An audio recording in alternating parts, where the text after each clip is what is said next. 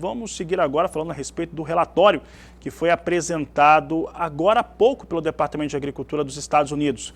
Nós tivemos 2 relatórios sendo apresentados, estamos com uma certa dificuldade por aqui no canal do Band de conseguir o acesso aos relatórios, mas o Marcos Araújo, que participa conosco agora, conseguiu já ter acesso às informações e fala conosco, ele que é da Agriinvest, fala ao vivo, direto de Curitiba, no estado do Paraná. Marcos, obrigado pela sua participação mais uma vez. Esse relatório confirmou as expectativas de mercado, falando principalmente das áreas, primeiramente áreas ocupadas com soja, com milho, com trigo. Boa tarde, seja bem-vindo.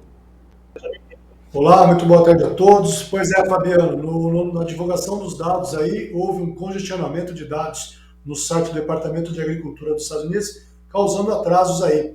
Portanto, nas plataformas de acesso direto nós conseguimos a conexão. Vamos lá, falando da área de soja, portanto, veio o número aí, o mercado estava trabalhando nos dados do Fórum de fevereiro, Fabiano, 35,41 milhões de hectares. O mercado estava trabalhando com um aumento na área de soja de 300 mil hectares nos Estados Unidos. Porém, não se confirmou esse aumento de 300 mil hectares de soja, a área inalterada em relação ao Fórum, a soja subindo nesse momento, o vencimento maio, 31 centavos de dólar por bushel. Para o milho, Fabiano, o mercado esperava uma área de plantio do milho de 36,8 milhões de hectares. Veio um aumento na área de milho nos Estados Unidos em 420 mil hectares. Isso mesmo, 420 mil hectares a mais do que a média esperada pelo mercado. Também para o algodão, o mercado esperava uma área de algodão e o relatório trouxe um leve aumento. Tá ok? Nesse momento, o algodão cai 27 pontos em Nova York, 0,4 centavos de baixa. O milho, o vencimento maio, que não representa a safra nova, sobe 6 centavos. Porém, o milho dezembro, que é a plena safra americana, ele cai 0,5% nesse momento. E o destaque mais negativo, Fabiano, foi uma confirmação de uma área muito grande para o trigo. E o trigo caindo aí 4 a 5 centavos nesse momento. Marcos, trigo e milho, né? Teve os números apresentados agora. Milho, de certo modo, foi mais ou menos dentro daquilo que se esperava. O trigo se esperava, se aguardava que a área ficasse maior e normalmente um acompanha outros com os preços. O valor do trigo, por exemplo, das negociações com trigo, chegou a contaminar mercado de milho neste momento em Chicago, Marcos? Com certeza, uma vez que o trigo é um produto substituto ao milho na fonte das rações animais, como fonte de energia. Portanto, esse spread, essa diferença trigo e milho, é um fator muito importante para ser considerado. Apesar dos fundamentos positivos para uma alta de preço do milho, nós temos o trigo que pode segurar essa alta do milho, não dando força para ele subir. Ok? Outro fator importante, outro relatório que saiu muito de impacto no curto prazo para a soja disponível, foram os estoques trimestrais, Fabiano. O mercado esperava um estoque de soja no dia 1º de março, na ordem de 47 milhões e 400 mil toneladas, veio 45,9. Portanto, um estoque menor. Isso se confirma uma escassez de soja no curto prazo até a entrada da safra americana. Por isso, o vencimento maio até o julho, que é a safra velha, tem maior sustentação. Nesse momento, Chicago maio sobe 28 centavos, e os vencimentos da safra nova, o setembro em diante, sobem apenas 15 centavos. Marcos, este cenário que você acaba de desenhar, trazendo os números em relação ao que foi apresentado pelo Departamento de Agricultura norte-americana, e eu estou falando principalmente de soja, está mostrando aí que os estoques estão menores, está mostrando também a área que fica sem crescimento frente à campanha passada. Esses números, eles são positivos neste momento, pensando numa safra americana 23-24, e que o Brasil, aqui o produtor brasileiro, vai ter soja ainda para vender quando os americanos estiverem negociando a sua soja já da safra nova, lá pelo mês de outubro? Excelente pergunta, Fabiano. Vamos lá. Aqui no Brasil nós temos ainda um grande residual de soja a ser comercializada. Nossas estimativas que a comercialização de soja brasileira está em torno de 45%. Portanto, de uma produção de 153 milhões de toneladas, nós temos algo como 84 milhões de toneladas de soja ainda a serem comercializadas. Tá ok? Portanto, nós não acreditamos ainda, não estamos convencidos de que é uma estratégia boa você manter a soja para vender no segundo semestre. Claro, para quem puder evitar essa pressão de curto prazo, com todas as quedas que houveram, diante do aumento da oferta de venda, pressão nos armazéns, atraso nos portos, toda essa combinação repercutiu em prêmios negativos. Já estamos vendo uma melhora nos preços conforme a gente tinha essa estimativa. Cerca de 9 navios de soja do Brasil foram exportados para os Estados Unidos, para a costa leste e para o Golfo, sendo mais barato que a soja americana do meio oeste. Isso é um fator positivo que dá sustentação para o preço da soja, porém, a não ser que nós tenhamos uma execução do plantio americano ruim, um clima adverso, ao ponto de causar uma grande quebra de safra, para que Chicago aí, 2024, venha próximo a 15 dólares o bushel, que é o que nós achamos pouco nesse momento. Muito bem, Marcos. E aí você nos traz para o ambiente aqui do brasileiro, né, o ambiente da soja Brasil aqui, e até por isso que a gente estava mostrando essas situações que foram colocadas pelo Departamento de Agricultura norte-americano.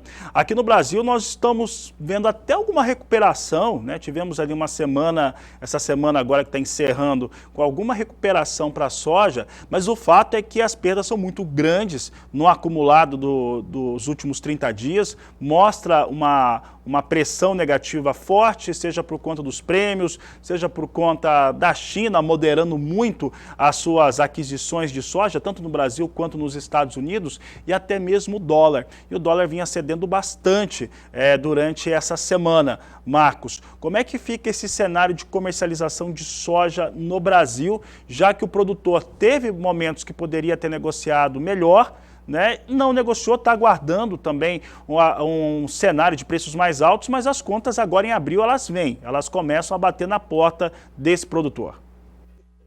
Exatamente, por isso que a gente vinha na nossa previsão de mercado, nossa expectativa, que esse atraso de comercialização da safra 22-23, devido ao ano passado que o produtor vendeu e o preço subiu, com esse receio que se repetisse esse ano, muita gente saiu fora da venda e agora ele é forçado a ter que vender a soja de qualquer forma para liberar espaço no armazém, pagar a conta, não tem muito o que fazer. Já está na UTI, aí não tem mais o que ser feito, não tem jeito. Agora, para quem está capitalizado e fazer a gestão de risco, nós recomendamos vender Chicago julho, vender o dólar futuro julho na B3, carregar esse estoque, apostando na melhora dos prêmios internos aqui no Brasil, que faz todo sentido. Você tem, por exemplo, aqui no Paraná, em várias regiões do Brasil, o preço no interior muito abaixo, o prêmio muito abaixo da média histórica, portanto, faz todo o sentido o produtor, a produtora, fazer a estratégia que nós chamamos de custo e carrego. Mas para isso, ou seja, visando uma melhora no preço aí, Fabiano, em torno de R$10 por saca, 10 a 12. Só que não adianta virar as costas e ficar rezando, tem que fazer o dever de casa. O que é o dever de casa? Usar as ferramentas de proteção. Vender contrato futuro em bolsa e vender dólar futuro na B3.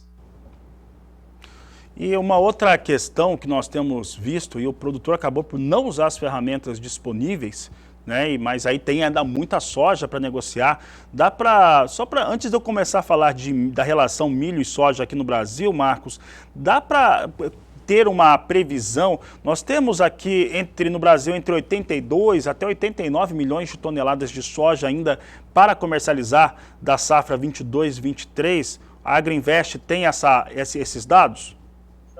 Sim, nos nossos números aí, como eu falei, nós estamos com uma comercialização ao redor de 45%, portanto, nós temos 55% de uma soja a comercializar. Se nós considerarmos uma produção brasileira de 153 milhões de toneladas, temos 84 milhões de toneladas de soja a ser comercializada. Fabiano, se nós pegarmos essa produção brasileira de 153, um consumo interno de 56,7, uma exportação na ordem de 90 milhões de toneladas, nós podemos ter um estoque de passagem na ordem de 9 milhões e há previsões de que a produção brasileira possa chegar até 158. Eu acho um pouco otimismo demais esse número, mas os estoques brasileiros de soja em final de dezembro desse ano poderiam ser superiores a 11 milhões de toneladas. Portanto, não teria motivos para que o preço da soja do mercado brasileiro descolasse tanto em relação a Chicago, como ocorreu alguns anos atrás. Portanto, não há uma expectativa de uma grande valorização dos prêmios aqui no Brasil para o segundo semestre.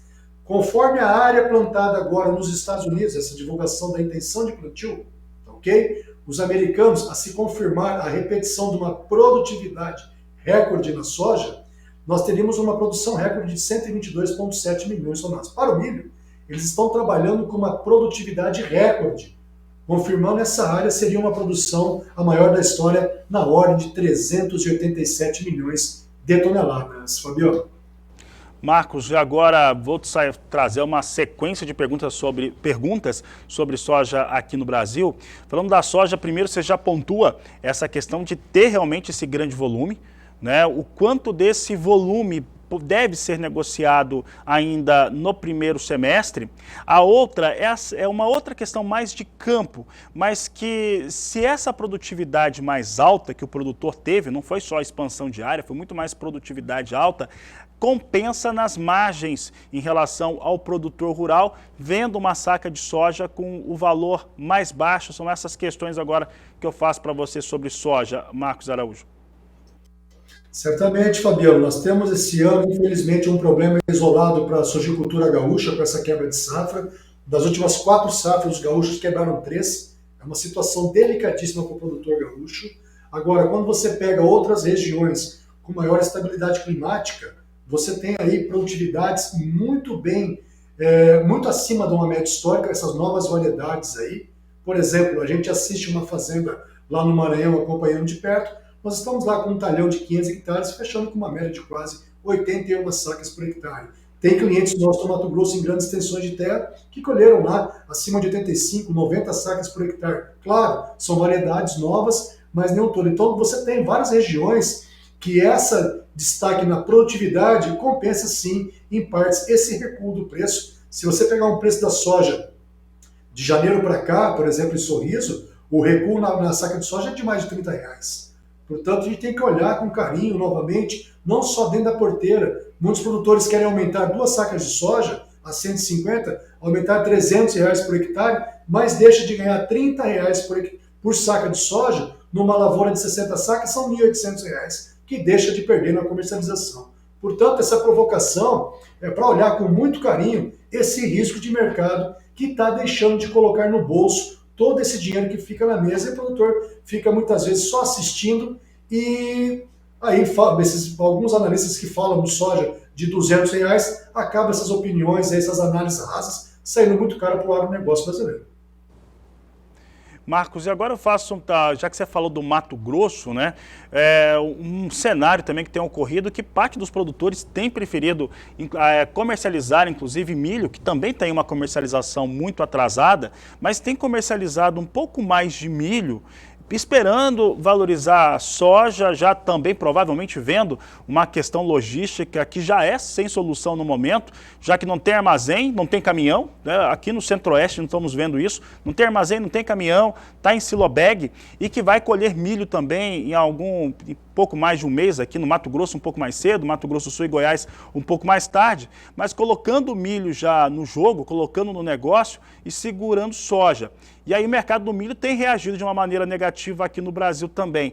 Essa relação, ela existe neste momento no mercado, Marcos? Olha só, Fabiano, tem uma coisa atípica no mercado. Nós temos oferta de navios brasileiros de milho, de estoque residual do Safrinha 22, para embarque agora, abril, maio, no Arco Norte. Sendo que é um programa totalmente virado para soja, mas que esse preço barato do milho brasileiro está tendo espaço para poder ser exportado. Eu diria que o preço do milho no Brasil está numa ordem errática, porque você tem todo um fundamento positivo, você tem todo um atraso de plantio do milho safrinha 2023, boas partes, aí, boas regiões do Brasil, você teve uma migração para plantar sorgo, milheto, uma grande redução na adubação do milho fora da área ideal, sem contar que há grandes previsões de frio agora para maio, aqui para o Paraná, Mato Grosso do Sul, que pode causar geadas. Portanto, os fundamentos para o milho no Brasil são sólidos, que daria sustentação para uma alta, mas o mercado, na minha opinião, de forma errática, tem operado na contramão. não só pelo efeito do dólar, mas também com essa questão aí de uma safrinha que pode ser recorde, mas eu diria que não é para tanto. Hoje eu acredito que o safrinha 23, nós teríamos um teto produtivo na ordem de 92 milhões de toneladas, em função de redução de área, tecnologia, migração para sorgo, milheto, por exemplo, cobertura mix, e entre outras opções de cultura que o produtor está fazendo para o seu manejo.